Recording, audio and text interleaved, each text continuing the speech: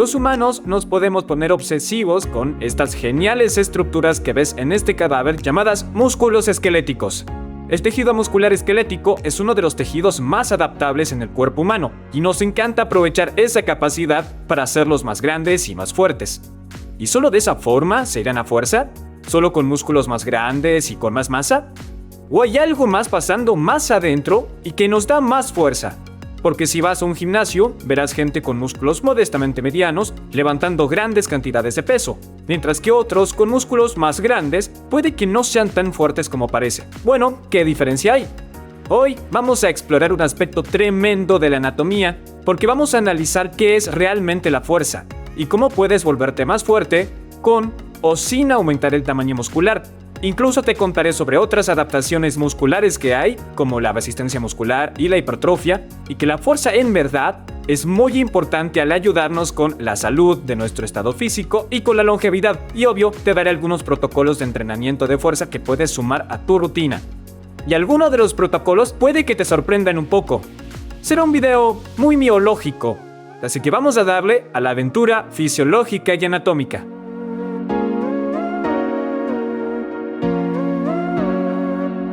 Y antes de hablar sobre cómo mejorar la fuerza y los beneficios que tienen con esos cambios, hablemos sobre una definición bien sencilla de qué es la fuerza y cómo se compara con otras adaptaciones musculares.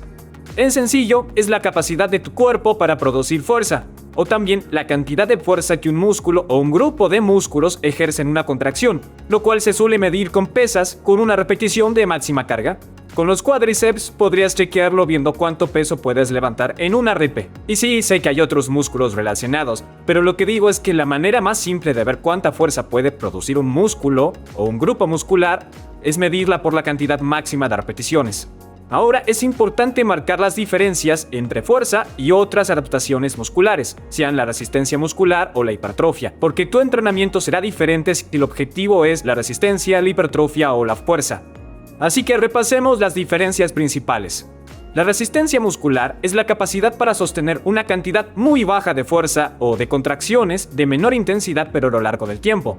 Por eso, como ejemplo, hagamos de cuenta que tenemos que seguir usando los cuádriceps. Piensa en estar en una postura por un rato bastante largo, como la postura de la silla en yoga, o en contracciones constantes de menor intensidad, como los cuádriceps contrayéndose una y otra vez como en una maratón. Esos son ejemplos de resistencia muscular. En cambio, en la hipertrofia se trata de un aumento en el tamaño de los músculos. Así que si estas fibras musculares que componen los cuádriceps aumentan en tamaño, eso aumentará el tamaño de todo el músculo y eso es la hipertrofia. Es usual que la hipertrofia traiga con ella un aumento de la fuerza. Y pasa que incluso los que trabajan más su resistencia consiguen hipertrofia. Así que hay un vínculo entre estas adaptaciones. Es por eso que tiendo a explicarlas como si estuvieran en un espectro de intensidad de contracciones. Bueno, por aquí tenemos la resistencia muscular, que implica la menor intensidad de contracciones. Y acá dibujé esta flecha para mostrarles el espectro de intensidad de contracción. Igual los ejercicios que pueden estimular la resistencia muscular son los que usan el propio cuerpo como carga, como pasar un rato en planchas o la postura de la silla. También aquellos donde los músculos tienen altas repeticiones como correr o andar en bicicleta. O ejercicios con peso ligero del 30 al 60% de tu máximo, hechos por 15, 20 o más repeticiones. Ahora todos tenemos una idea clara que las personas que pasan muchísimo tiempo estimulando su resistencia muscular no terminan viéndose como el Arnold Schwarzenegger de la vieja escuela, porque este tipo de rutinas no llega a estimular el tamaño muscular. Pero ¿qué tal si empiezas a empujar la intensidad de la contracción muscular hacia aquí? También si comienzas a correr, a hacer más subidas por colinas o senderismo rápido por caminos empinados, o si pones algo de peso en tus sentadillas y empiezas a levantar una carga de más del 60% de tu máximo de una sola repetición. Así comenzarás a moverte más hacia esta zona de contracciones de intensidad media y empezarás a estimular la hipertrofia. Y es por eso que si comparas los muslos de un corredor de calle con uno de senderos, donde hay mucho desnivel, verás que los músculos del corredor de senderos son más grandes que los del que corre por asfalto. Eso es porque estás moviéndote hacia un nivel más alto de intensidad de contracciones. Y claro, notarás que hay una zona de transición entre la resistencia muscular y la hipertrofia, donde tendrás algo de los dos, resistencia e hipertrofia. Igualmente, si buscas algo más puro con la hipertrofia, Si ese es tu objetivo, tendrás que aumentar aún más la intensidad de la contracción. Y con eso estarás cerca del 60 al 80% de tu máximo de carga, lo que significa que solo harás de 8 a 12 repeticiones. Para la hipertrofia, querrás mantener ese alto volumen que vendrá por múltiples sesiones de entrenamiento en la semana. Igual, como ya te conté, un músculo más grande es a menudo más fuerte.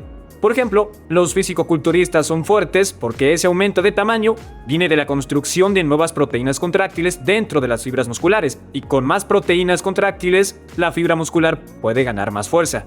Aunque el tamaño que aumenta con el entrenamiento de hipertrofia es en gran parte más líquido en las fibras musculares, así como aumentos en las reservas de glucógeno, y ambos no ayudan para nada en el aumento de la fuerza, pero sí para mantener los rangos de repeticiones y el recupero entre series, pero igual no significan más fuerza máxima en una rep. Pero, ¿qué ocurre si empezaste a empujar la intensidad de la contracción muscular incluso más a fondo y te enfocaste en cargas más cercanas al 80% de tu máximo en una rep y en repeticiones de 6 a 8? Desde ahora empiezas a cruzar hacia la fuerza. Es similar a lo que antes hablamos de la transición de la resistencia muscular y la hipertrofia. Ahora entras en esta zona de transición entre la hipertrofia y la fuerza, donde podrás conseguir un poco de ambas. Sin embargo, si estás buscando hacer foco en la fuerza, si esa es tu meta, vas a aumentar la intensidad de la contracción aún más, con cargas del 80 al 100% de tu máximo, con rangos de repeticiones de 1 a 6. Y aquí es donde desarrollarás fuerza pura. Algunas de las adaptaciones del entrenamiento de fuerza pura no llegan a aumentar el tamaño del músculo. Y te voy a contar por qué es así como de conceptos de entrenamiento importantes, cruciales para tener más fuerza. Y sabrás por qué entrenar fuerza es lo mejor que puedes hacer por tu salud, estado físico y longevidad. Pero antes, voy a aclarar dos cosas. La primera la vengo repitiendo constantemente y es la intensidad de la contracción. Con estas adaptaciones aprendimos que la resistencia muscular tiene contracciones de intensidad más bajas. La hipertrofia está a la mitad en el rango de intensidad y la fuerza requiere contracciones de alta intensidad. Esto provoca que muchos piensen que entrenar fuerza es el ejercicio más difícil de estos tres que hay. Pero esto no es tan así. Cuando hablamos de la intensidad de la contracción, en este contexto nos referimos a cuánta fuerza está produciendo cada contracción muscular, lo cual viene a ser en una repetición tu fuerza máxima.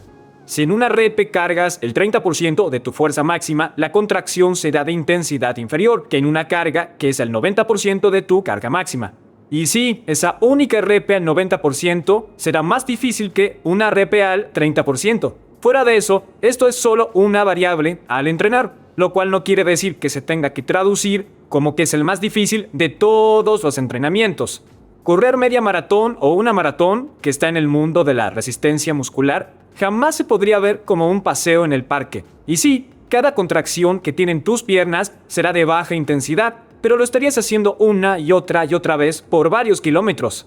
El entrenar hipertrofia requiere alta disciplina, ejercicios y repeticiones y muchísimo trabajo duro. Pero que estén en el rango más bajo, en el porcentaje de baja intensidad, no implica que entrenar resistencia o hipertrofia sea más fácil que fuerza. Para mí la época en que entrenaba fuerza fue más fácil que mis fines corriendo por senderos. En mi correr fue más fatigante y mentalmente agotador que hacer fuerza. Así que el punto es que hay muchas variables de cuán complejo es un entrenamiento en general.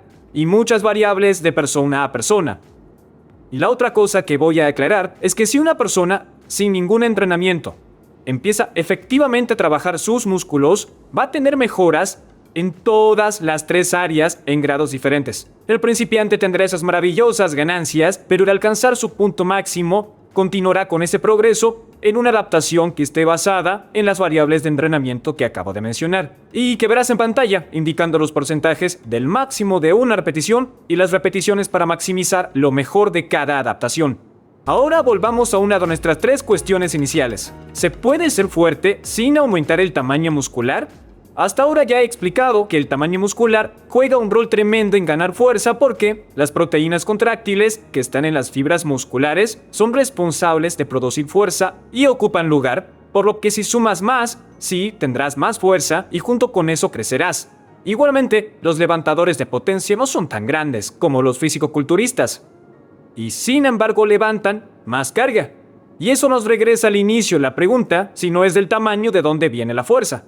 Bueno, aquí es donde el sistema nervioso se gana el protagónico. Cuando decides contraer un músculo, una señal se inicia en la corteza motora de tu cerebro. Aquí encontrarás las neuronas llamadas neuronas motoras superiores. Estas neuronas llevan la señal desde la corteza motora hasta la médula espinal, donde harán sinapsis con una neurona motora inferior.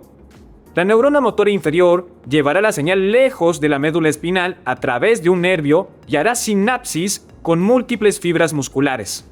La sinapsis se puede reducir a pocas fibras de 6 a 10 fibras musculares y llegar incluso a miles de fibras musculares. Pero más allá de cuántas fibras musculares hagan sinapsis en una motora inferior, cuando esa señal alcanza esas fibras, todas las que hayan hecho sinapsis con la neurona motora inferior se contraerán. Y voy a agregar el nombre técnico para la sinapsis entre una neurona motora y una fibra muscular. Es unión neuromuscular. Y lo que describimos al final de esa vía fue una unidad motora. Una unidad motora es la neurona motora inferior y todas las fibras musculares que controla. Y como dije, puedes tener unidades motoras pequeñas con una neurona motora controlando de 6 a 10 fibras musculares, a casos de unidades motoras muy grandes con neuronas motoras controlando miles de fibras.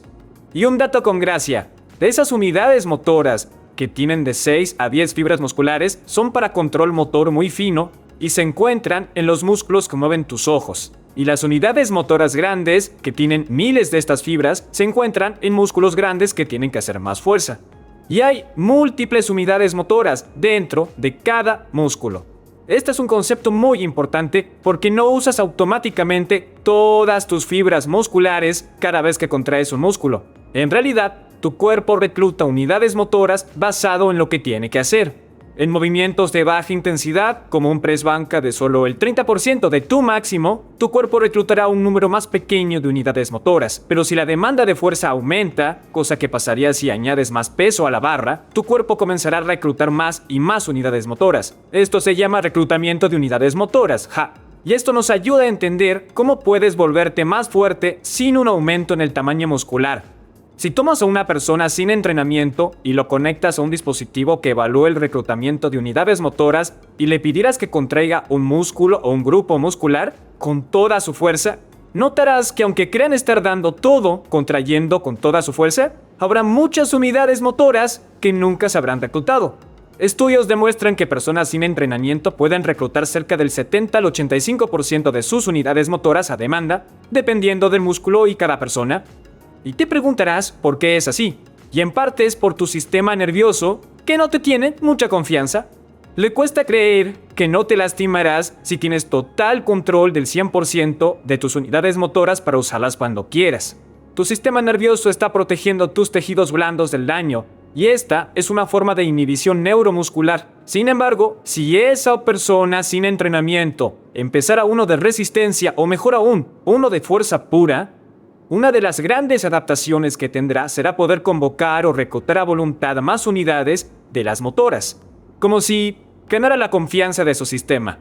Y en vez de reclutar el 70 u 80% de las motoras, haciendo foco en fuerza, esta persona podría ser capaz de reclutar el 90% o más de sus unidades motoras voluntariamente. Con el entrenamiento, el cuerpo se vuelve bueno reclutando unidades motoras y también el sistema nervioso recluta a más velocidad, así como aumenta con qué frecuencia se disparan esas motoras. Además, el sistema nervioso se vuelve más eficiente coordinando la contracción de los músculos y todo esto te permite producir más fuerza sin aumentar el tamaño muscular. Quiero volver a por qué entrenar fuerza es tan importante y beneficioso. Sí, obvio, te vuelves más fuerte y eso hace que la gente se sienta mejor en su vida. También, los tipos de ejercicios que son usados en un programa de entrenamiento de fuerza no solo se usan en cosas como los deportes, también en situaciones de la vida cotidiana, como levantar y mover cosas pesadas en tu casa, en tu equilibrio y en levantarte con facilidad cuando estás sentado o en el suelo. Y esto puede no sonar tan importante para todos los jóvenes que me ven, pero el equilibrio y levantarte sin que te cueste mucho, desde diferentes posiciones, es extremadamente importante a medida que alcanzamos nuestra vejez, porque he tenido pacientes ancianos con mucha dificultad para levantarse de una silla, y más aún levantándose del suelo. pero también he tenido pacientes ancianos que han continuado con su entrenamiento de fuerza y no tienen esa dificultad. Y aquí hablaremos sobre por qué el entrenamiento de fuerza es tan beneficioso en la vejez y la longevidad. Las primeras fibras en atrofiarse al envejecer son las de contracción rápida. Y la gran razón es porque somos menos propensos a usar esas fibras a medida que envejecemos, en especial si descuidamos la fuerza. Y por eso necesitamos ir un poco más profundo en la razón fisiológica de por qué estas fibras de contracción rápida son las primeras en atrofiarse. Una cosa que todavía no mencioné sobre las unidades motoras es que ellas son específicas de la fibra, lo que significa que cada unidad motora tiende a contener solo un tipo de fibra. Quizás oíste de las fibras de contracción lenta y las de contracción rápida. Sus nombres son por su velocidad. Las rápidas actúan, spoiler, con más velocidad y producen más fuerza, pero se cansan más rápido. Mientras que las fibras de contracción lenta se contraen con menos velocidad y producen menos fuerza, pero son muy resistentes a la fatiga. Piénsalas como tus fibras de resistencia. Cada músculo del cuerpo humano tendrá un porcentaje variable de cada tipo de fibra. Ahora, hay algunas clasificaciones adicionales sobre los tipos de fibras más que solo de contracción lenta y rápida. Y ya hicimos un video donde vemos todos esos detalles, así que no vamos a profundizar en los tipos de fibras que hay. Y les dejaré el link de eso al final. Para el video de hoy, bastará decir que cada unidad motora contendrá fibras musculares de contracción rápida o de contracción lenta. Pero tampoco vas a encontrar una mezcla de fibras en la misma unidad. Y algo que es bueno señalar ahora es que tu cuerpo recluta primero las motoras que tienen fibras lentas.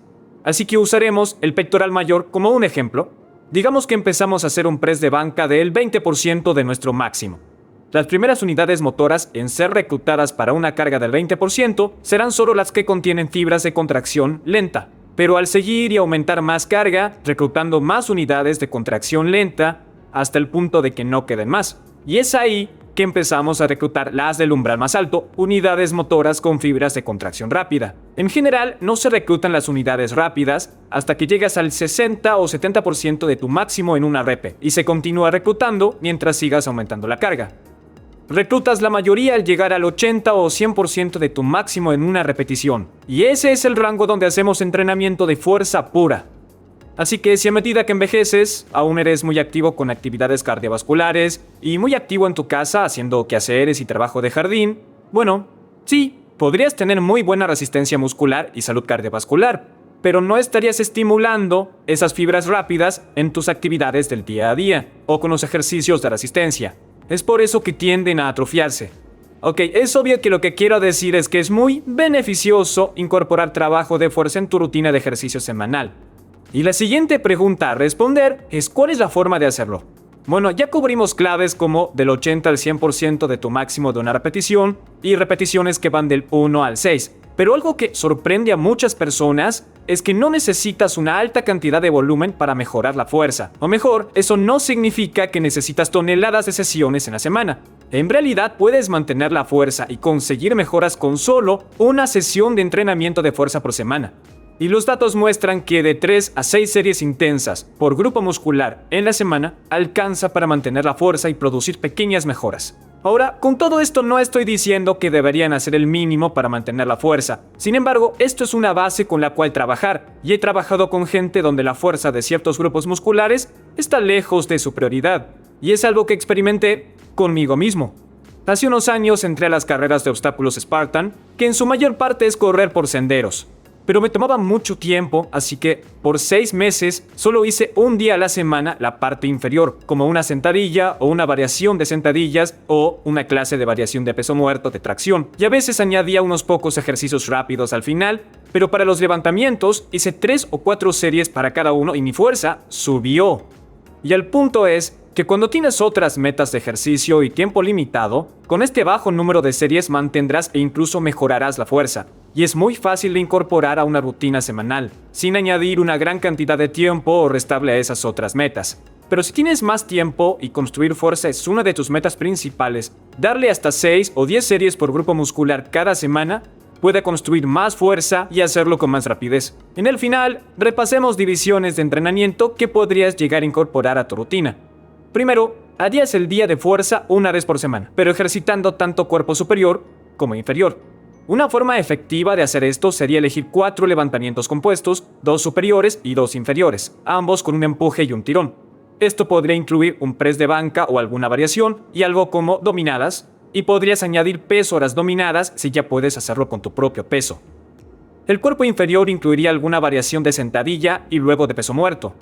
También podrías añadir unos levantamientos si tienes tiempo al final del entrenamiento, tal vez con una sola pierna como estocadas o sentadillas búlgaras o algo de trabajo de pantorrilla.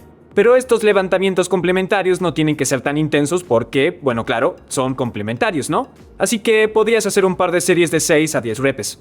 Ahora, una advertencia sobre el día de fuerza una vez por semana es que tienes que ser muy consistente. Si eres uno de esos que sigue perdiendo días de fuerza, antes de que te des cuenta, tendrás 2 días de fuerza en un mes. Sí, técnicamente diría que es mejor que nada, claro, pero como solo entrenas tu fuerza una vez por semana, necesitas asegurarte de fijar esos días. De lo contrario, tu progreso y mantenimiento será limitado.